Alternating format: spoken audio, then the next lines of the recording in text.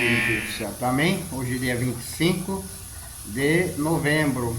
Hoje a igreja celebra Santa Maria no sábado.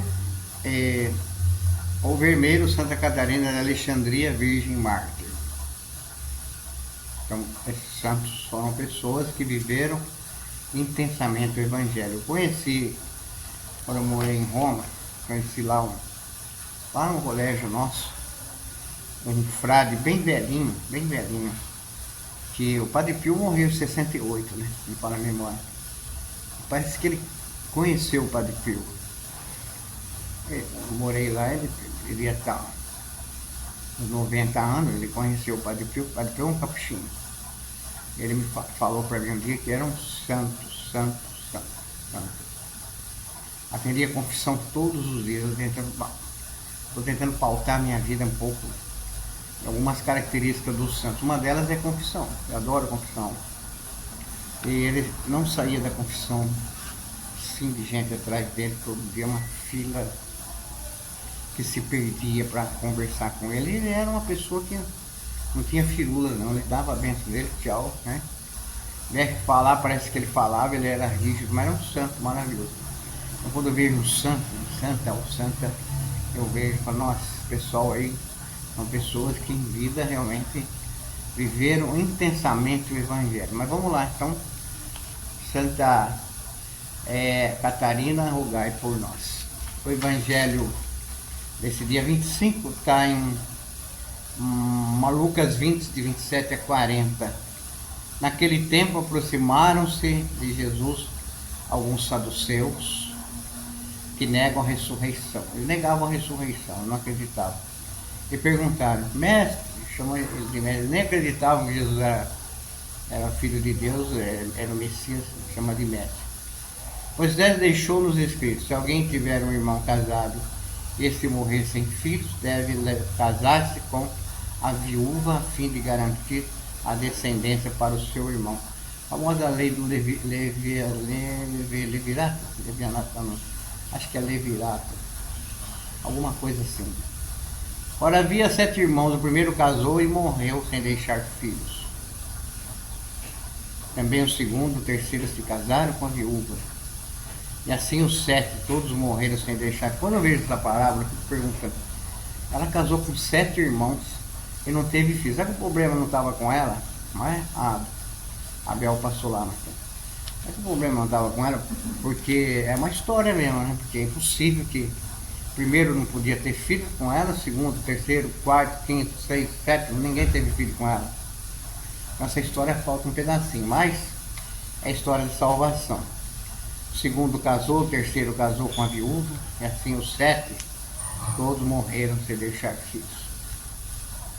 Por fim morreu também a mulher na ressurreição, até que enfim, né, depois dela enterrar 7 maridos, né, ela morreu também, claro. Ela será esposa de quem? Todos os 7 estiveram casados com ela. Jesus respondeu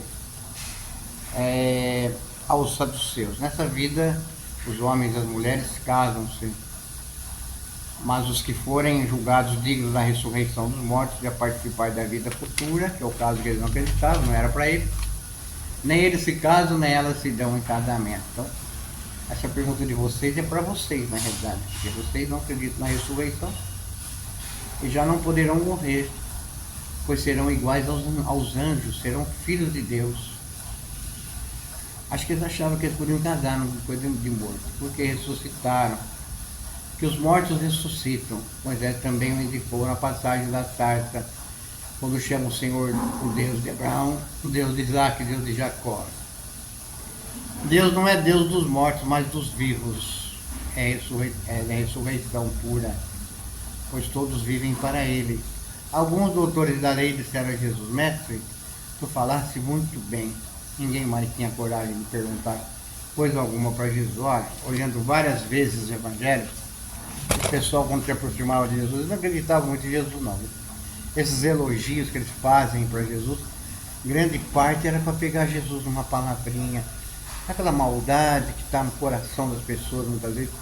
Vou lá, faço uma perguntinha, vejo o que pensa, eu já fui vítima disso já.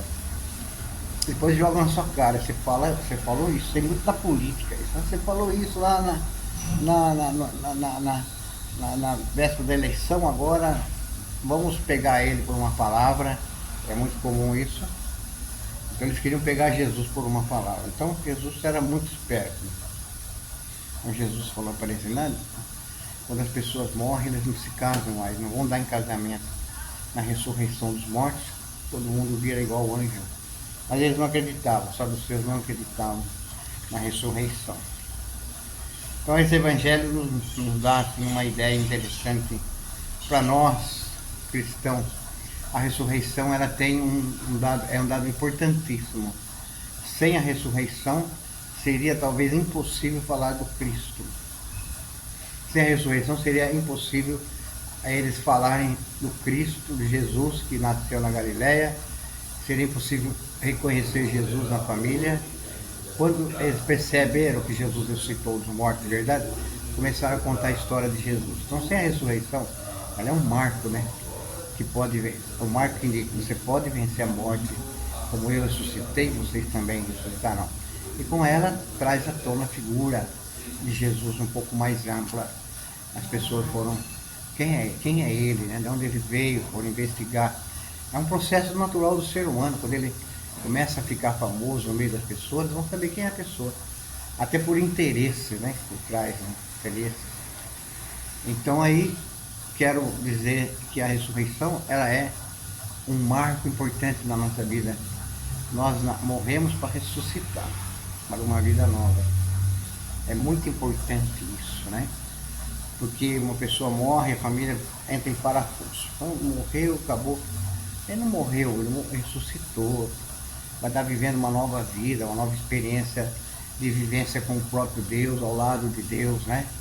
E falar de ressurreição também, não só quando morre, mas lembrar que ressurreição é vida nova. Nós somos chamados a vivermos a ressurreição no dia a dia, né? Da nossa vida com as pessoas. Praticando bem, fazendo elas sentirem vida. Eu acredito na ressurreição, mas eu só prego morte. Eu acredito na ressurreição, mas só machuco as pessoas. Que ressurreição é essa que eu acredito? Eu acredito na ressurreição, mas eu só ofendo as pessoas com palavras, com olhar feio. A pior coisa que tem no mundo não são as palavras, que você pode rebater. São os olhares ruins, que as pessoas olham mais forte, as pessoas mais... Aí é complicado, né? Você não tem como mudar a fisionomia feia da pessoa. Então nesse dia eu quero pedir para que acreditemos na vida nova em Cristo e que possamos praticar a ressurreição no mundo, né? Fazer viver as coisas, transformar as coisas como Jesus transformou. Pai, Filho e Espírito Santo, um ótimo dia para você nesse dia 25. Fique em paz, compartilhe o nosso trabalho. Tchau.